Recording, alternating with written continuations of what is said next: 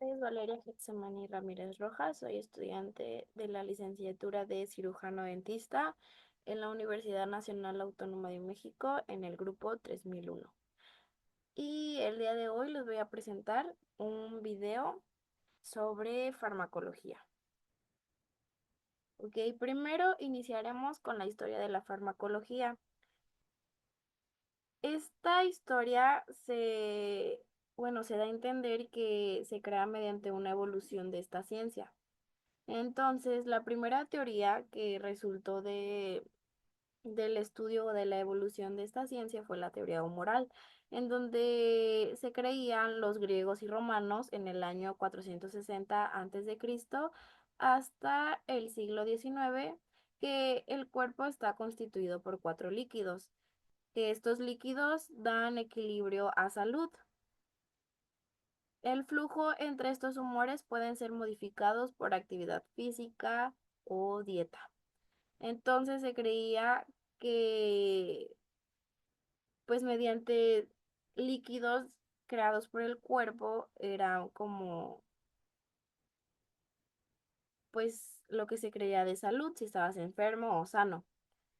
Entonces después se creía en Mesopotamia en el año 2800 Cristo que la idea de enfermedad estaba asociada a castigo por los dioses.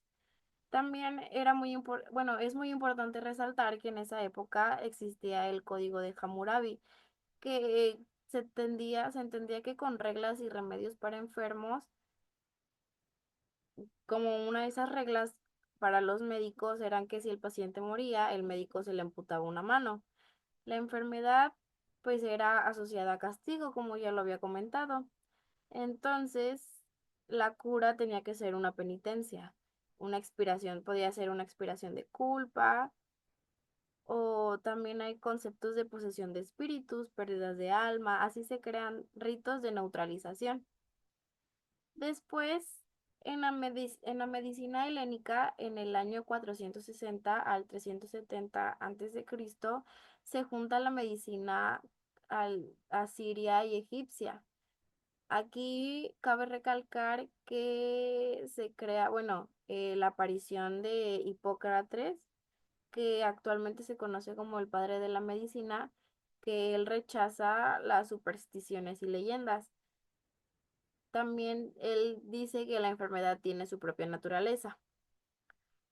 Y también él recalca o él asume principios de la medicina, al cual dice que el primer principio es no lastimar a los pacientes. Deja en manos de la naturaleza la respuesta curativa, el médico cura y la naturaleza sana. En la, en las creencias griegas se relaciona con la lógica, causa y efecto. Y aquí ya vemos que a comparación de la teoría moral o en Mesopotamia, ya se empieza como que a tener ese pensamiento que la enfermedad es causada por algo, no como castigo o una alteración. Entonces dice que ya no es mágico, aunque en la práctica conviven con magia religiosa. Basada en la exploración del paciente, el examen de las excusiones, el oír el cuerpo, tocarlo, el estudio de la orina. Aquí se implementa que hay un dios para cada dolencia y órgano. Al médico se le llamaba tortor. El galeno usa contrarios a los síntomas para curar. Maneja el concepto de espíritu como parte de la materia de los órganos, así el espíritu natural es el responsable de varias funciones. Tiene su sede en el hígado, que se distribuye por las venas, se encuentra funciones para los órganos. Aquí podemos ver que Esculapio, por la mitología griega y romana, es el dios de la medicina y sus curaciones y sus atributos. Aquí como podemos ver el símbolo que puse, se representan como una serpiente en un bastón, que se llama la vara de Esculapio. En China, el concepto de equivitalidad se empieza a familiarizar con esto. La disposición de ánimo, cualidad intangible de todo ser vivo, el flujo de la energía vital, da un modo polarizante recíproco, como conocemos el yin-yang, que todo tiene que estar balanceado, armonioso y cuya circulación mantiene la salud del cuerpo y mente. En Egipto, la medicina ya era gratuita vinculada a los templos. Lo que se sabe se basa en los papiros de Edwin Smith. La higiene era muy estricta. El médico del faraón dictaba los procedimientos y no estaba permitido salir de ellos. Existían manuales y el dios principal era Thoth, sabio, inventó escritura, ciencias, calendario. También existían médicos para toda especialidad y ocasión, para mujeres, niños, según la estación. También ya se implementaban los doctores de los ojos, había reglas éticas y había un proceso de diagnóstico. Preguntar al enfermo con orden y pacientemente. Lo primero que se intenta es impedir el sufrimiento y detener el avance y terminar la enfermedad. También ya se implementan medicamentos naturales. Normalmente eran minerales, vegetales o productos animales, como por ejemplo la miel se asociaba como antiséptico, la telaraña como desinfectante. También ya existían ungüentos, existían las fumigaciones, pero por humos y perfumes. También se empezaba a implementar la música como medio curativo. En Arabia empieza el canon de la medicina, que es que es una enciclopedia médica de 14 volúmenes. Establece principios de medicina en Europa, introduce la experimentación y cuantificación sistémica, descubre enfermedades contagiosas como la tuberculosis, también estudia la expansión de la enfermedad por el agua y tierra y explica causas de salud y enfermedad. Señala la importancia de la dieta, el clima y el entorno. Y por último, lo más reciente, bueno, de la historia de la farmacología es la prehispánica, que son de dioses, vienen de dioses diferentes a los europeos. Son, bueno, se establece principalmente como en culturas náhuatl y maya. Está aceptada por europeos como ciertos principios de Galeno e Hipócrates, pero no aceptaban otras. En la época prehispánica, la expectativa de vida eran de 37 años. La población era de 20 millones en zona central, alta mortalidad infantil, casi un tercio de los niños, y mortalidad materna alta. Pero también creían que las enfermedades eran causadas por dioses, pero no era algo mágico, sucede porque hay un orden, ya no se veía como un castigo. No hay concepto de enfermedad infecciosa, se curaba con hierbas, ritos y representaciones.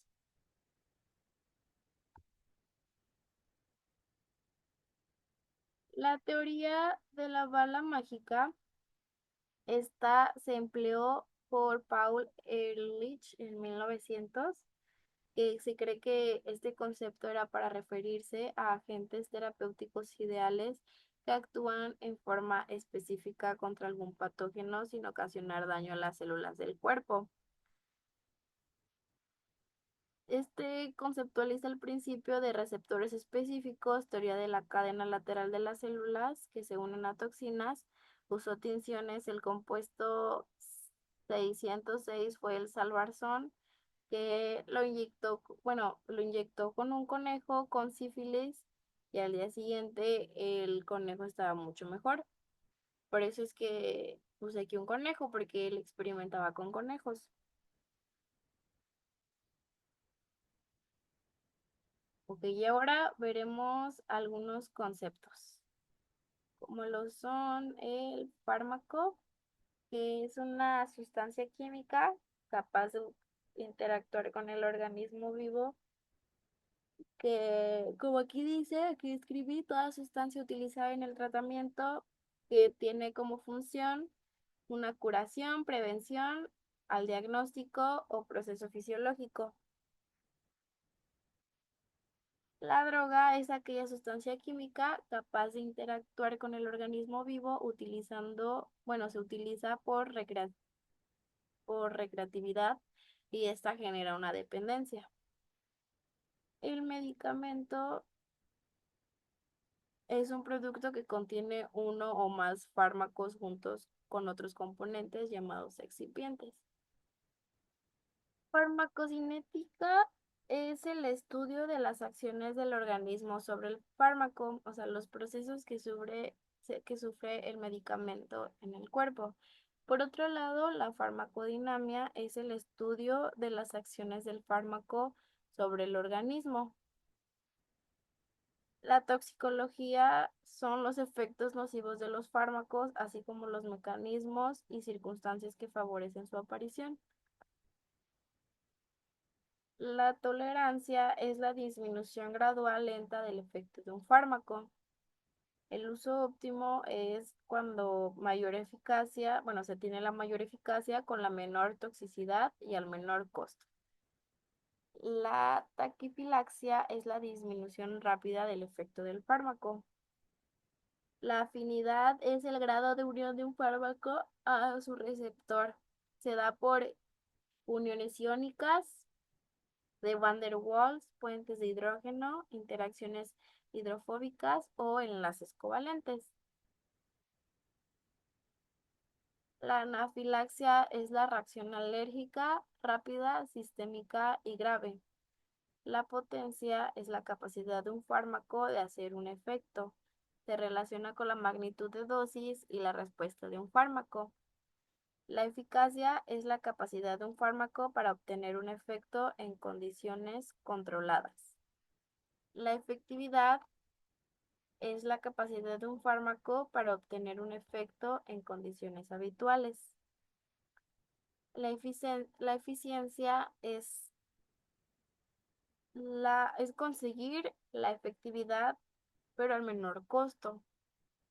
El beneficio es el efecto benéfico, tanto objetivo y subjetivo. La toxicidad es el efecto indeseable por dosis altas o acumulativas. La reacción adversa es cualquier efecto perjudicial o no deseado con dosis normales. La relación beneficio-riesgo son efectos benéficos o frente a riesgos. La intensidad es el nivel de efecto del fármaco en relación a la concentración plasmática. La biodisponibilidad es la velocidad y cantidad del fármaco que llega a la circulación sistémica. Se da en relación a la absorción e eliminación y unión a proteínas.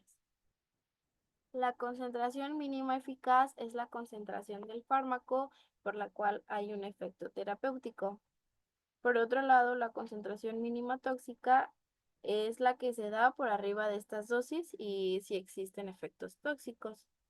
El índice terapéutico es la relación que existe entre las concentraciones mínimas.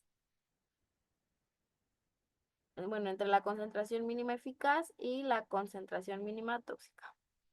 El efecto paradójico es una reacción contradictoria a la acción del fármaco. Puede ser como un dolor de cabeza o efectos secundarios al fármaco. El periodo de latencia es el tiempo que transcurre después de la administración de un fármaco hasta que hay concentración mínima eficaz.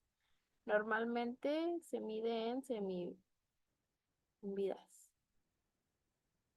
La vida media es el tiempo necesario para eliminar el 50% del fármaco.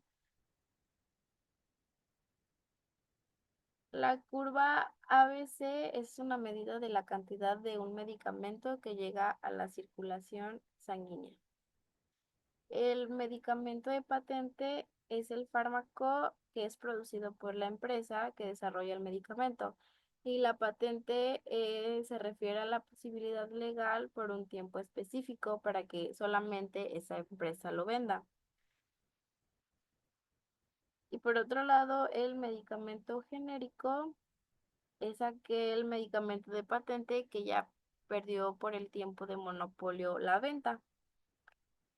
El medicamento similar es cuando la patente ya expiró y esta empresa no hace ningún estudio para asegurar la eficacia, eficiencia, vida media, concentración con respecto a patente. Sigue la composición similar del fármaco. El efecto gradual es cuando al ocuparse progresivamente la cantidad de receptores se produce una respuesta gradual. El efecto todo o nada es cuando la unión es muy fuerte y es dependiente del tiempo.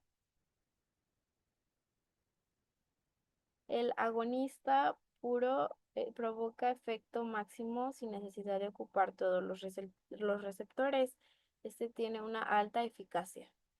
El agonista parcial requiere ocupar alta proporción de receptores para provocar efectos y este produce una baja eficacia. El antagonista negativo es el opuesto al generado por agonistas puros. El antagonista irreversible es cuando la unión es muy fuerte y es dependiente del tiempo.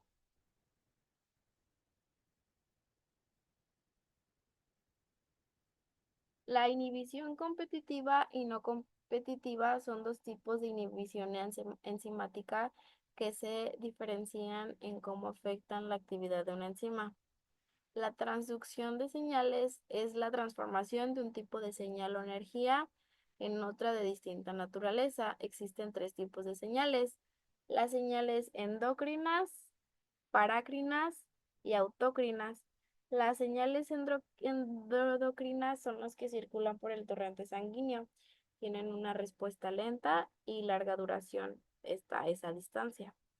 Las señales parácrinas son directamente a las células diana en la densidad de la emisión,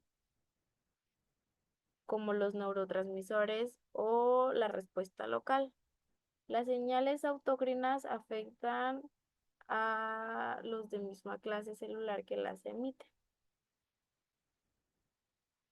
Las características de la acción humoral son 5, que es la redundancia, que es cuando varias moléculas tienen la misma función, amplificación, integración, cooperatividad, el receptor y señal cooperan para generar una señal, y la retroacción negativa. Casi todos los procesos, rutas metabólicas, son una secuencia de reacciones donde el reactivo A con la enzima E producen el producto B y así sucesivamente para generar la acción humoral. Los segundos mensajeros de calcio son moléculas que traducen señales extracelulares que poseen un bajo peso molecular. Pues la hormona es el primer mensajero. Los mensajeros hidrofílicos son polares, por lo que no pueden atravesar una membrana celular. Los hidrofóbicos son mensajeros que pueden difundirse a través de la membrana celular y unirse a receptores en el interior de la célula. Los receptores acoplados a proteínas G son receptores proteicos que atraviesan la membrana 7 veces. Tienen 3 subunidades, que son las alfa, beta y gamas. Los receptores tirosinquinasa son proteínas que se encuentran en la superficie de las células y que participan en importantes funciones celulares. Los receptores nucleares son aquellos que, son proteínas que se encuentran en el interior de las células y que detectan la presencia de hormonas y otras moléculas. Su función es regular la expresión de genes.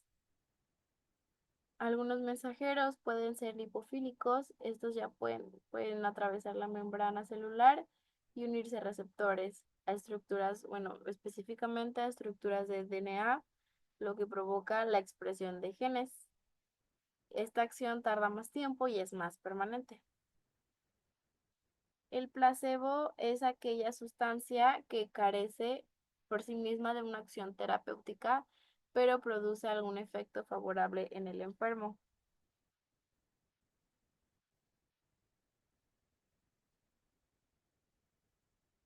El nocebo es cuando un paciente experimenta los efectos secundarios o síntomas de un tratamiento o medicamento porque cree que puedan ocurrir. Entonces, ahora hablaremos de la receta. La receta es un documento legal para prescribir la medicación al paciente para su dispensación por parte de farmacéuticas.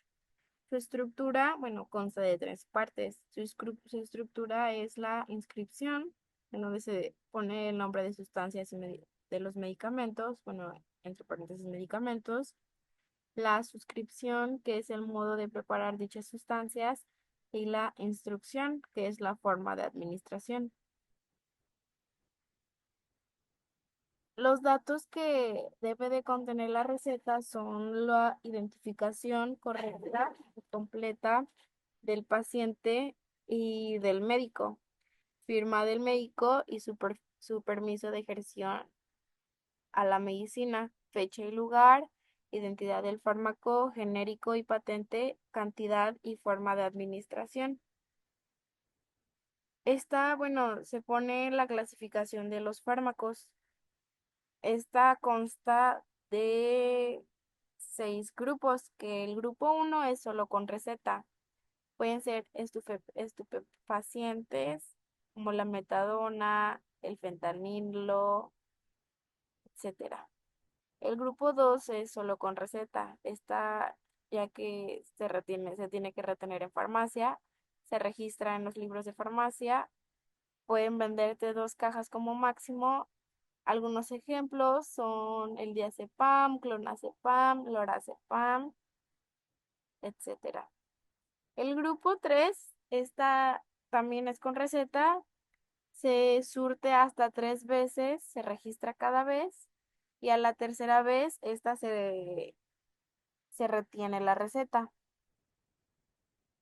El grupo 4 es con receta médica resurtible tantas veces como indique el médico. El grupo 5 es sin receta, pero se venden exclusivamente en farmacias.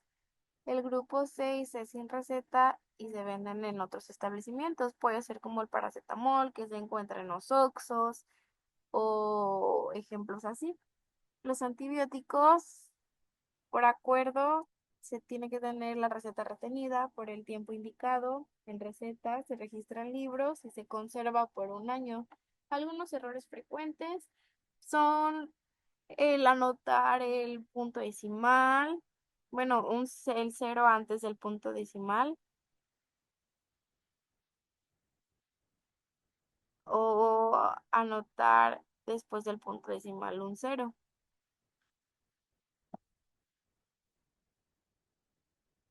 Las fuentes de información, este es un proceso de prescripción, debe ser un proceso lógico y deductivo basado en información global y objetiva.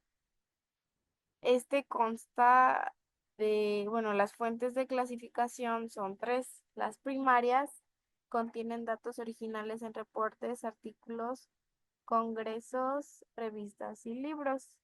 Las secundarias son fuentes que organizan e interpretan las fuentes primarias. Pueden ser en índices, catálogos, bases de datos. Un ejemplo es como el Medline. Y las fuentes de información terciarias, esas contienen información sobre las secundarias. Un ejemplo puede ser el PubMed. Análisis de metaanálisis es un conjunto de herramientas estadísticas para sintetizar datos de una colección de estudios. Pirámide 6 es una clasificación en donde la evidencia es organizada en forma piramidal jerárquicamente.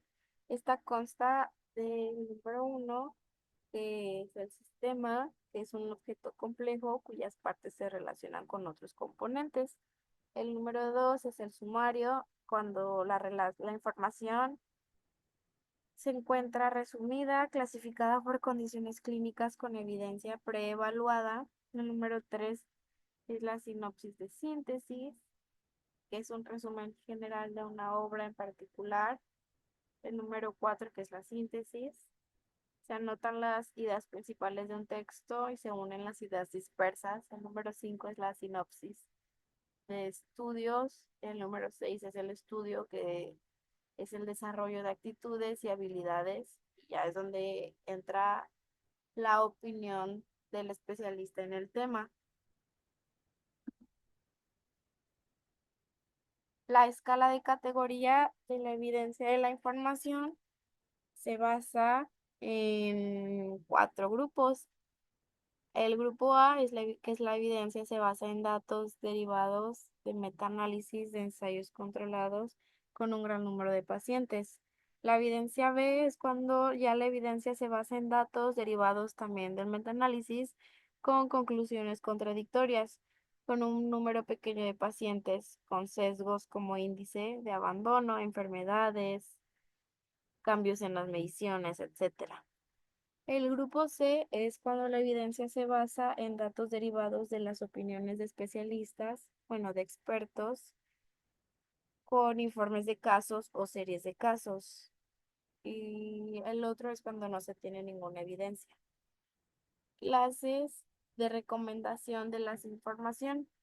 La clase 1 es recomendado. El tratamiento se ha demostrado que es útil y debe realizarse o administrarse. En la clase 2A se recomienda que en la mayoría de los casos el tratamiento se considera útil y está indicado en la mayoría de los casos. El grupo, bueno, la clase 2B es cuando se recomienda en algunos casos nada más. La prueba o tratamiento puede ser útil, está indicado en algunos casos, pero no en la mayoría. Y el grupo, la clase 3 es cuando no es recomendado, no es útil y este debe evitarse. Y la indeterminada, que es cuando la evidencia está indeterminada. El pico es la forma que se recomienda buscar información. Una pregunta se le agregan variables según este sistema para delimitar la búsqueda. La P se refiere cuando al paciente problema puede ser una población, sus características, tamaño, edad, género, ubicación, etcétera. La I es de indicator o intervención, se refiere a que ya al paciente o a la población se le aplican métodos de prevención, diagnósticos, se promueve la terapia y el pronóstico. La C es de comparación, que es cuando se evalúa contra qué y este se relaciona. La O es de outcome, que es el resultado esperado a consecuencia de la intervención en la población en comparación al grupo control. La exactitud. Bueno, ahora veremos algunos conceptos del metaanálisis. La exactitud es la cercanía de una medición al valor verdadero. La precisión es la cercanía de agrupación entre grupos de resultados. La veracidad es la cercanía de la medida de un grupo de mediciones al valor verdadero. Sesgo es la diferencia entre mediciones y valor de diferencias, de referencias. El código ATC es un sistema de clasificación anatómica, terapéutica y química. Es un índice de sustancias farmacológicas organizados por grupos terapéuticos. Este está estructurado por 5 niveles y fue creado por la OMS.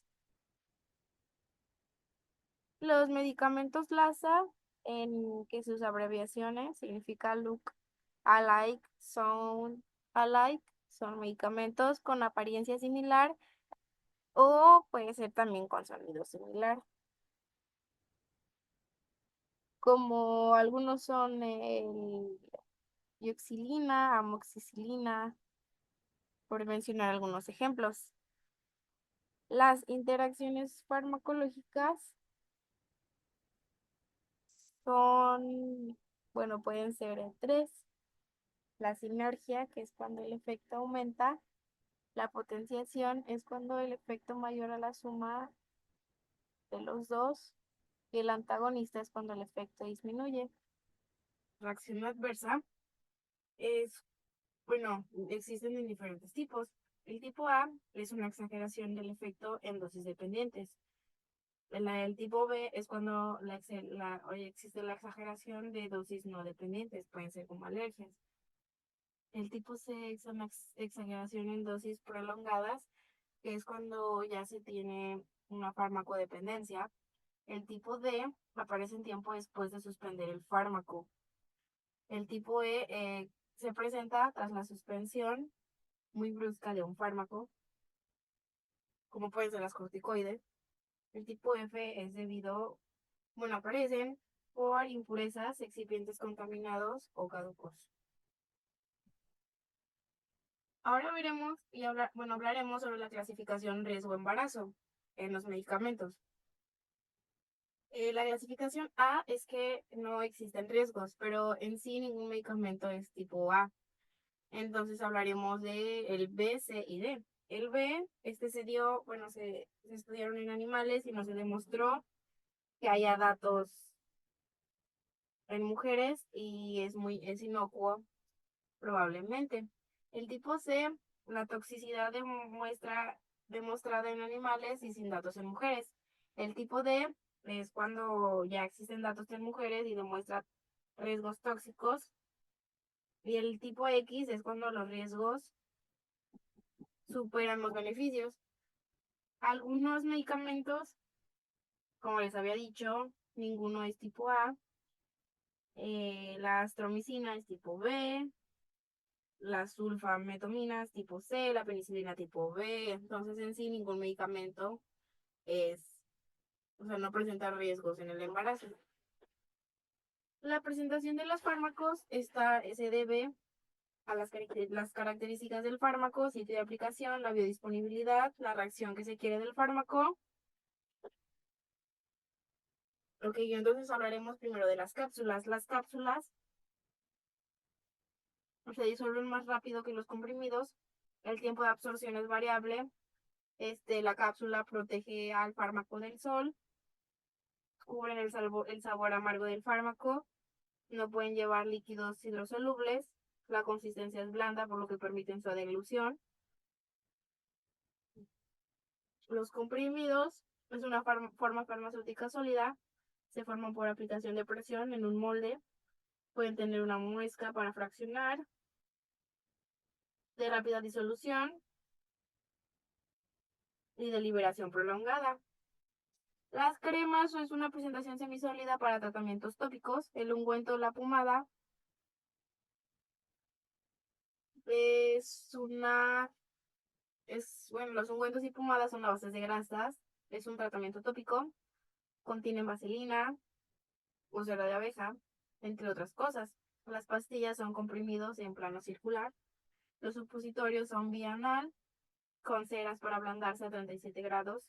Los óvulos tienen una consistencia sólida, semisólida, son vía local. Las inyecciones es por medio de una polleta, frasco y una jeringa precargada, desde que son de cristal o plástico. Los jarabes contienen azúcar. Las emulsiones es una unión entre hidrosoluble e hidrofóbico por una sustancia anfibata.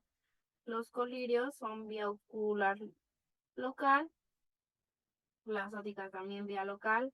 Las graqueas son tabletas recubiertas para proteger el ácido del medio ambiente, enmascarar el olor y sabor y proteger de la luz. Entonces, ahora hablaremos de las vías de administración. La vía enteral, a diferencia de la vía parenteral, esta presenta el llamado primer paso metabólico.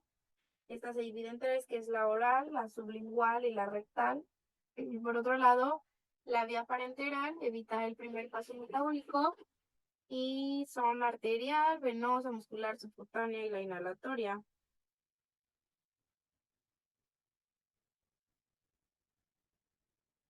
Entonces, estas vías son para que lleguen al el fármaco al torrente sanguíneo. La vía parenteral, por lo que se evita el primer paso metabólico, tiene el 100% dependiendo del medio en el que se da. Por ejemplo, el intravenoso tiene el 100% de llegar al torrente sanguíneo. El efecto antihorario se basa en datos derivados del metaanálisis de ensayos controlados. B. La evidencia se basa en datos derivados del metaanálisis con conclusiones contradictorias. C. La evidencia se basa en datos derivados de la opinión de expertos o consenso. Sin evidencia también puede ser, es la última clasificación. Y por otro lado, la dosis efectiva 50. Esta es la dosis que produce el efecto deseado en el 50% de la población. La dosis umbral es la dosis mínima que produce el efecto estudiado. También existe la dosis de mantenimiento. La máxima dosis es la dosis máxima sin efectos indeseables. La dosis letal 50 es la dosis que resulta mortal para el 50% de la población. La farmacovigilancia es la ciencia que se encarga de detectar, evaluar y comprender, como también prevenir los riesgos que pueden surgir al usar medicamentos, productos biológicos, plantas medicinales o medicinas tradicionales. La COFEPRIS es la encargada en proteger a la población contra riesgos provocados por el uso y consumo de bienes y servicios. Un evento adverso es el evento médico indeseable. Hablaremos sobre los cambios metabólicos que un fármaco produce en los ancianos y en los niños. En los ancianos pueden haber, como en los ancianos y en los niños, puede haber alteraciones en el pH gástrico. En los ancianos también puede haber aplanamiento del epitelio intestinal, reducir el flujo esplánico, aumentar la permeabilidad hematoencefálica, como así también aumentar la grasa y se reduce la síntesis de albumina. En los niños puede también presentar mala absorción. En la farmacocinética, su estudio es por diferentes partes que se denominan LADME. La L es de liberación, A de absorción, D de distribución por el organismo, M del metabolismo y la E de excreción. La orden cero es el número de moléculas que se absorben en una unidad de tiempo que es constante. La unidad cero, bueno, la orden 0,1 es cuando la absorción disminuye con el aumento de la concentración del fármaco. El metabolismo de primer paso es cuando, bueno, se da cuando hay una absorción gástrica. La mayoría de las arterias de este órgano van hacia el hígado, el cual tiene muchas enzimas que cambian el fármaco. Esta se da por reacciones. Las principales son tres, que es la oxidación, que se da por el conjunto de enzimas llamadas P450, sistema oxidasa. La reducción es cuando se introduce un NH2 que aumenta la polaridad y hace más hidrofílica la molécula. La hidrólisis es cuando se rompe una molécula al agregar H2O.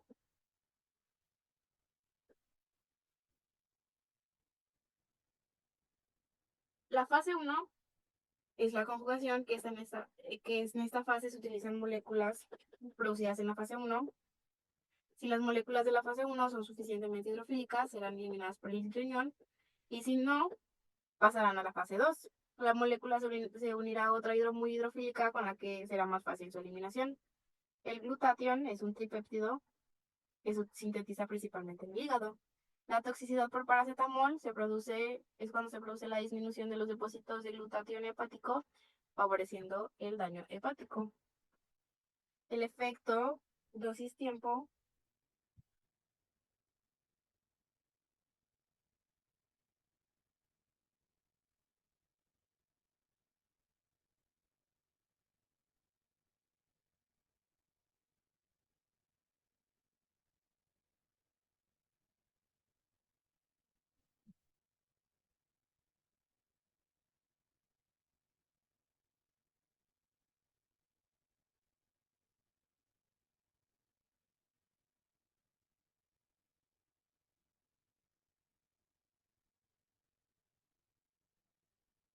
El efecto dosis-tiempo significa que cada medicamento puede tener varios efectos dependiendo de la dosis y tiempo.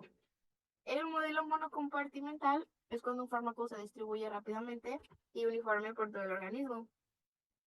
El modelo bicompartimental es cuando el fármaco difunde con rapidez al compartimento central. Y el modelo tricompartimental es cuando las concentraciones iniciales altas en el compartimento central, el fármaco se empieza a acumular en tejidos específicos, como lo son. Bueno, en primer lugar, es el fluido intracelular con un 35% de la masa corporal. Puede ser también en el plasma sanguíneo, el líquido intersticial, tejido adiposo o en el fluido transcelular.